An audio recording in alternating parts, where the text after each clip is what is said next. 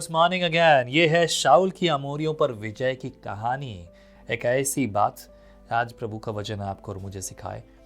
You know, ठीक है, मौसम हमारा है। अभी कभी कभी लोग बैठकर रजाई में बाइबल पढ़ने के लिए भी थोड़े संकोच करते हैं। ये प्री रिकॉर्डेड प्रोग्राम है। मैं सुबह 6 बजे रिकॉर्ड नहीं कर रहा हूँ। अगर रिकॉर्ड कर रहा होता तो बात कुछ और होती। But I request you one thing, थोड़ा ही समय सही, लेकिन आप अपना प्रभु के साथ बिताइए प्लीज़ प्लीज़, ये मेरी रिक्वेस्ट है। आइए पढ़ेंगे 11 अध्याय, शाऊल की अम्मोनियों पर विजय कैसे हो रही है, क्या हो रहा है, पढ़ते हैं। लिखा है, तब अम्मोनी नाहास ने चढ़ाई करके गिलाद के याबेश के विरुद्ध छावनी डाली, और याबेश के सब पुरुषों ने नाहास से कहा, हमसे वाचा बांध और हम तेरी अधीनता मान लेंगे। अम्मोनी नाहाश ने उनसे कहा, मैं तुमसे वाचा इस शर्त पर बांधूंगा कि मैं तुम सबों की दाहिनी आंखें फोड़कर इसे सारे इज़राइल की नामधराई का कारण कर दूं।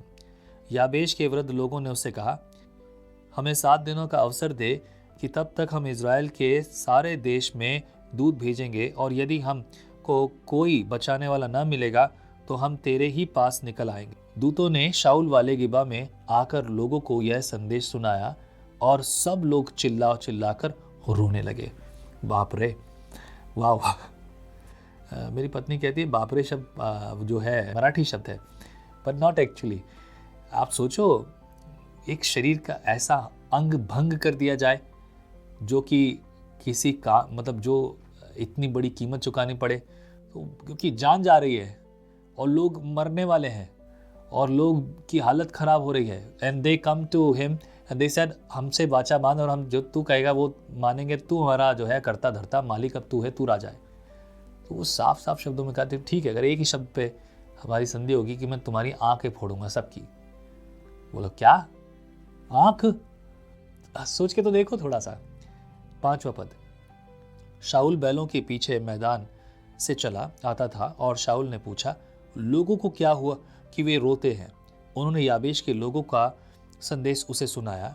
यह संदेश सुनते ही शाऊल पर परमेश्वर का आत्मा बल से उतरा, और उसका कोप बहुत भड़क उठा, और उसने एक जोड़ी बैल लेकर उसके टुकड़े टुकड़े काटे, और यह कहकर दूतों के हाथ से इज़राइल के सारे देश में कहला भेजा, जो कोई आकर शाऊल और शमूएल के पीछे न हो लेगा, उसके बैलों से ऐसा ही किया जाएगा।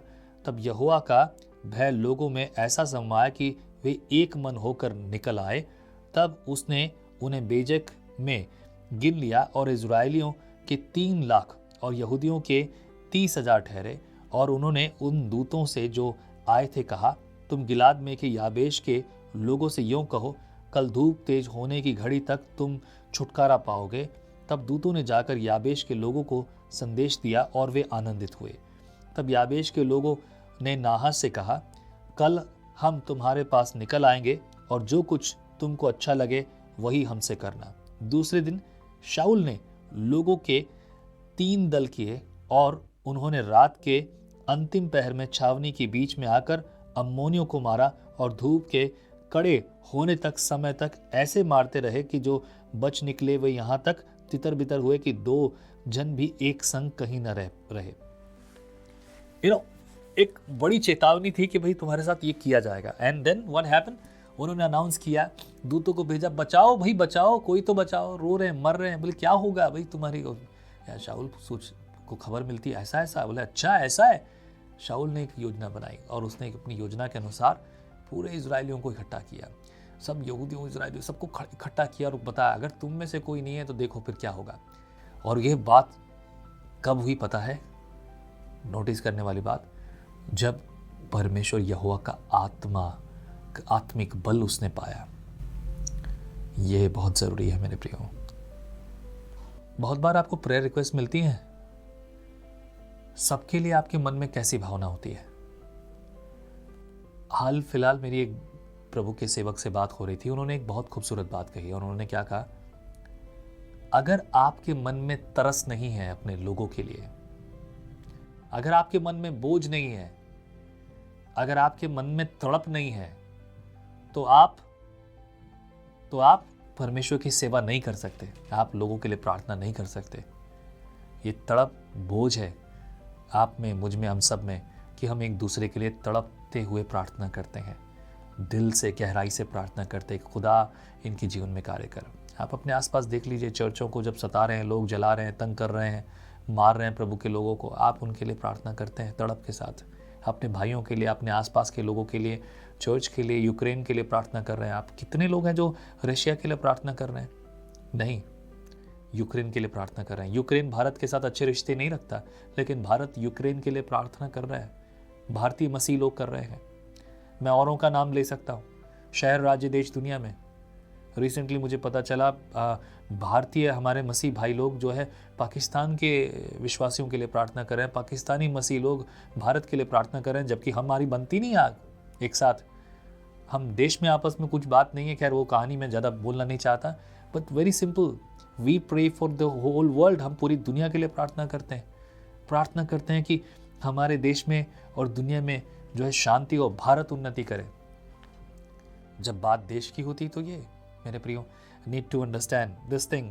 एंड वर्स 12 यहाँ पर लिखा है, तब लोग शमूएल से कहने लगे, जिन मनुष्यों ने कहा था क्या शाऊल हम पर राज्य करेगा, उनको लाओ कि हम उन्हें मार डालें। परंतु शाऊल ने कहा, आज के दिन कोई मार डाला न जाएगा, क्योंकि आज यहोवा ने इजराइलियों को छुटकारा दिया है। तब शमूएल ने इजराइलियों से कहा, आओ हम गिलगाल को चलें और वहाँ राज्य को नए सिरे से स्थापित करें।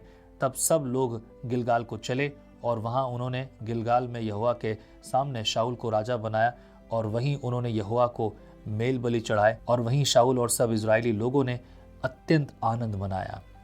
अत्यंत आनंद, of course when people have this thing, joyful thing, कुछ ऐसी चीज़ जो अनहोनी सी, असंभव सी मिल गई, वो आनंद। क्या लगता है कि ये युद्ध किसने जीता? क्या लगता है आपको? क्या लोगों ने?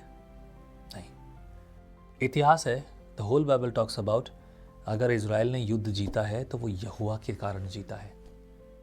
यानी कि दूसरे शब्दों में कहूँ, आज के समय में, आज आपके युद्ध अगर आप जीत रहे हो, it is not that you have some talent, कि आपके पास कुछ टैलेंट है या ज्ञान बुद्धि है या एजुकेशन है, इसलिए आप कुछ जीत रहे हो, आपको पैसा मिल रहा है, आपको ये सब मिल रहा है, आपको वो सब कुछ मिल रहा है, आप बढ़ते जा रहे हो, ये इसलिए नहीं है, परंतु ये इसलिए है कि यहोवा परमेश्वर आपको आशीषों के लिए बढ़ने दे रहा है, वो आपको समस्याओं में नहीं पड़ने दे रहा।